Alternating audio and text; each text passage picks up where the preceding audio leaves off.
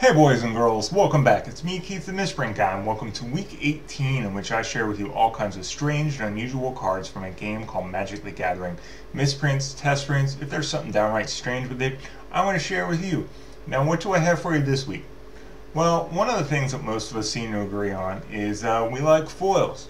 Foils are a brand new way, well, not anymore, but a brand new way to, pimp out your deck, make them look cool, that kind of thing. But I'm not much of a player of foils, but one of the big reasons why I like them is it was a whole new way to screw up. There are some misprints that can only really be, only happen when it comes to foils. Regular cards just can't do them. And let me share with you a really good example.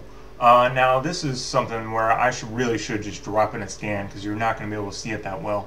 So, yeah, check that out. I mean, there you go. You got that weird black line there on the right, and everything is shifted to the left, at least when it comes to text. So, this is something that happened with the Mercadian Masques Commons. This is pretty much the original format in which they had printed foils. So, the thing is, with everything shifted over, now take a good look. See, the funny thing is, that blue mana symbol down there in the text box, it's just fine. So this tells me that there has to be, several different processes when printing these foils. So apparently, when it comes to text, that is done at a different time, or at least it was with these old types of foils. So see, let me show you another card there. That is actually a red card, and it's another common. And see, it doesn't have that as far as mana in the text box, so it looks a little bit more uniform, and it's and it's screwed upness, at least the way to put it. So the thing is that makes things a little bit interesting here is this black part here, that was supposed to be in between the cards, in the margin and the border. That was where that was supposed to be, and then you have everything else that would be printed with it at the exact same time. So everything just got shifted over. Now the thing is, there are other misprints that are similar to this with the older sets, but this one is a lot more unique simply because of its weird black border.